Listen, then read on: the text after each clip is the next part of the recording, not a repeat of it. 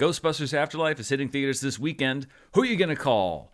Nobody, because Movie Phone isn't around anymore.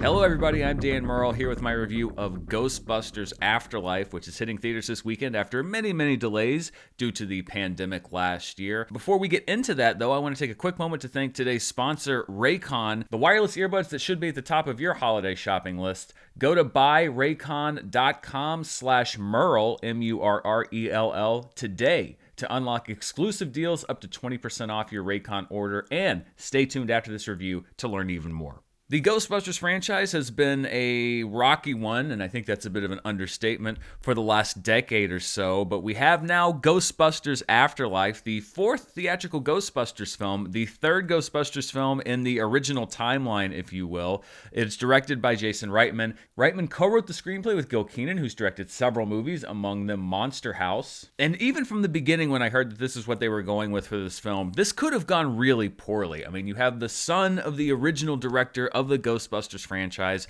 making a new movie in the wake of a very, let's say, controversial reboot that happened just a few years earlier. There are so many ways that this could have been disappointing, but for this Ghostbusters fan, it was not in any way disappointing. As a matter of fact, I would say for those who have been wanting to see another movie in this particular iteration of the franchise, this is not only the movie that you've been waiting for, this is the movie that you've been hoping for. I think one of the reasons this movie succeeds so much is that it is built on the backs of a lot of new characters, the main one being Phoebe, who's played by McKenna Grace. She is the standout lead in this next generation. Phoebe is Egon Spengler's granddaughter, the Ghostbuster played by the late Harold Ramis, and she brings that same curiosity that we love from the character of Egon. It's a very assured and confident performance, and it needs to be, because this character of Phoebe is saddled with the chore of bridging the gap between the older generation of Ghostbusters, and by extension Ghostbusters fans,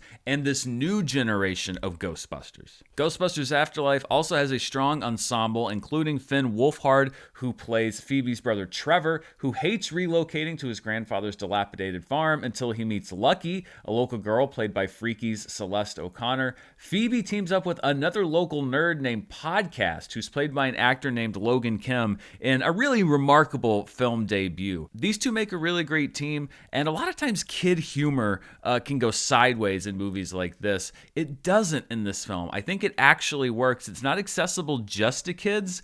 Both of these characters had me laughing quite a bit. On the adult side, Phoebe and Trevor's mother, Callie, who's played by Carrie Coon, struggles to raise her family and deal with the legacy of her father when the ghosts inevitably come calling, and Phoebe begins unraveling Egon's past with the help of her teacher, who's played by Paul Rudd. In the spirit of full disclosure, I have to tell you that the original Ghostbusters, and by extension the sequel Ghostbusters 2, was a keystone movie for me growing up. It was one of the ones that was on repeat in the VCR throughout my childhood. I've watched it countless times as well as an adult, but I also didn't hate the 2016 Ghostbusters reboot. I will have to say that it has not held well since I first saw it 5 years ago, but I didn't think that it was the garbage fire that so many other people do. But looking back on it now from a distance and revisiting it after I saw it back in the summer of 2016, it really does seem to be a reboot for a reboot's sake. A lot of times I'll say, what is a movie's reason for existence other than the fact that it exists as a pure piece of entertainment? And there's no compelling reason for that movie to be there other than to want to double down and sort of cash in on this Ghostbusters IP. One of the things that Ghostbusters Afterlife has going for it is that there is so much love and care in the crafting and construction of this story. It's not just making a Ghostbusters film to make a Ghostbusters film. This seems like a real passion project for Jason Reitman. And that's no surprise. His father, Ivan Reitman, directed the first two Ghostbusters films, so obviously this is going to be something that's very near and dear to his heart. It's not a work for hire. Jason Reitman didn't do this as a novelty act. He actually has something that he wants to say and an idea and a feeling that he wants to get across with this movie. But the feeling overwhelmingly is a feeling of love, and that comes through every single frame of this movie. This isn't a movie that's running away from the legacy of the first Ghostbusters film, which I think is what turned so many people off from the 2016 version. This movie embraces the original Ghostbusters film from the very first frame, and it brings up a dirty word that I've already seen thrown around and bandied about with this movie, and that word is nostalgia. If you see my reviews for a lot of these revivals and new films and different franchises, you'll know that I really despise cheap nostalgia. I think that it is the cheapest way to elicit audience sympathy, to just trot out something familiar so that people can, as some of my esteemed colleagues have said, clap when they see it on screen and then move on to the next thing. I think it's a cheap ploy to get money from an audience when you don't have anything behind it, when there's no intention behind it other than to capitalize on the work that other people have done 10 or 15 or 20 years earlier in order to put money in your own pocket. So many movies have gotten this wrong recently that I understand the kind of knee-jerk reaction to the fact that this movie also brings out a lot of different things involved with Ghostbusters that are familiar to audiences. But there is another kind of nostalgia, the Don Draper nostalgia, if you will, the kind of nostalgia that seeks to wrap you in this warm blanket of things that you love with this shared experience. It's a reminder of what you love so much, and this is what I think Ghostbusters Afterlife is. Ghostbusters Afterlife feels like a movie to me that comes from a place of love. It's a love not just for the franchise, but also a desire to share this with a new generation of fans. There's a real desire here to pass this on, and I hope that younger audiences have as much fun with this version of Ghostbusters as older audiences like me did with the first movie when I was a kid. And it may not be that hard because the movie's biggest flaw is that it does repeat, I think, a few too many of the beats, particularly from the first Ghostbusters film. I do think that there is a way for this film to achieve what it ultimately achieves without having to go through so much of the familiar. It's the same flaw that I found in Star Wars The Force Awakens, which is a movie that I also enjoyed, but I felt got a little too cutesy with repeating beats from the original Star Wars and references, etc. You fall into that trap, no pun intended, a little bit with Ghostbusters Afterlife, and I think if that's all that it was, just an empty recitation of the original Ghostbusters in order to get a few dollars out of your pocket, then I wouldn't be as high on this movie as I am. But it's not just that. Yes, those things are present, but I don't think that you can judge this film based just on the presence of the familiar. I think you also have to look at the other things that it brings to the table. This is a surprisingly character-driven movie. You don't have that standard studio formula of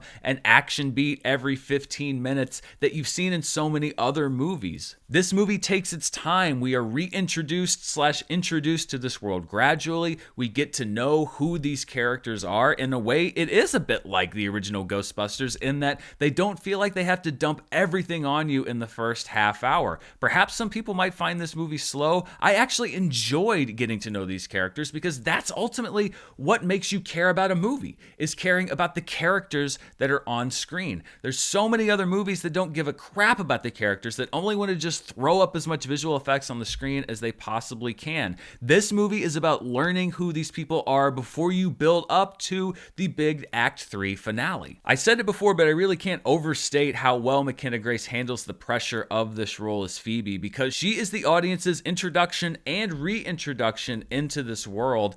She's a very talented actress, and she has been in, she's a Hollywood veteran at this point. She's been in so many movies and TV shows, but this is really great casting because she's not just a good kid character, she's a good character. She's wise beyond her years, she's a bit of a misfit, she doesn't quite know where she is in the world, but through finding this connection, by understanding where she comes from, why she is the way that she is, it's a natural way to bring us back into this world of being a Ghostbuster instead of just being some random person that stumbles onto a proton pack. If McKenna Grace is the audience surrogate for new fans, Paul Rudd is the audience surrogate for older fans like myself, the one that's bringing his love of the Ghostbusters to this new generation, wanting to share his enthusiasm for this now obscure team of scientists who ran around New York in the 1980s. He's the perfect mix in this movie of the everyman, but also the Paul Rudd comedic persona that we know, and he's got several of the biggest laughs in the movie.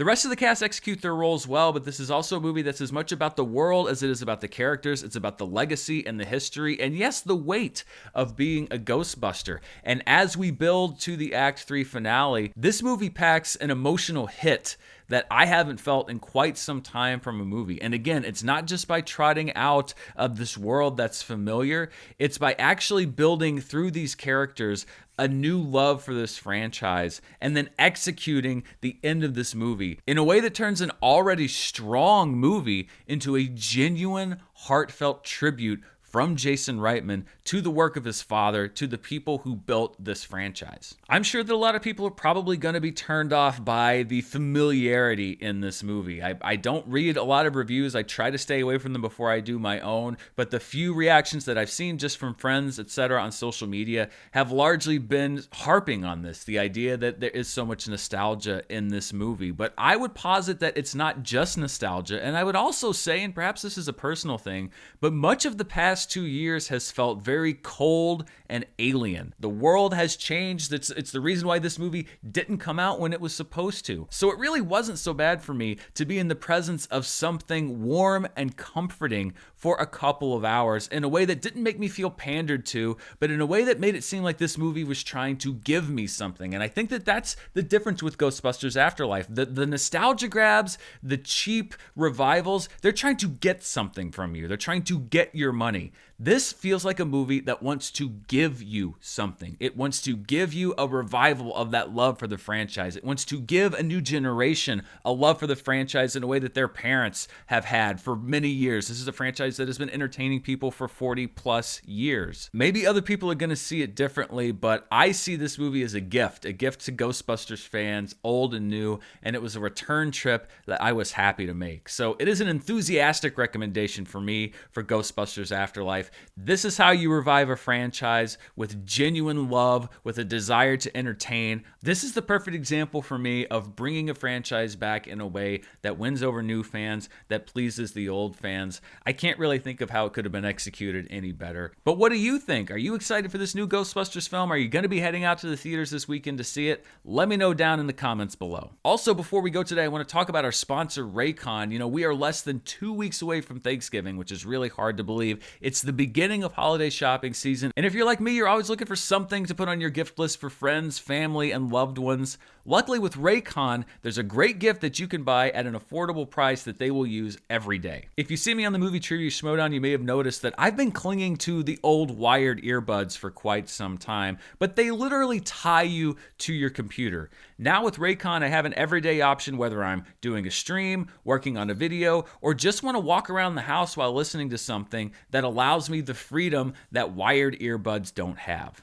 Raycon wireless earbuds feature seamless Bluetooth pairing and a comfortable noise-isolating fit, which means you can start listening right away and keep listening for hours. Raycon offers 8 hours of playtime and a 32-hour battery life. The audio quality is also top-notch, comparable to what you get from other premium brands. The difference is that Raycon starts at half the price. There's also a built-in microphone so that you can take calls at the push of a button. Raycon earbuds are a great choice for that somebody on your gift list, or you know what? Pick up a pair for yourself, because no matter who you buy them for, you're going to use them every day. And for our viewers, we have a special deal. You can go to buyraycon, that's BUYRAYCON.com/Murrell, MURRELL, today to unlock exclusive details up to 20% off your Raycon order. But this offer is only available for a limited time and you don't want to miss it. That's buyraycon.com/Murrell to unlock up to 20% off your Raycons.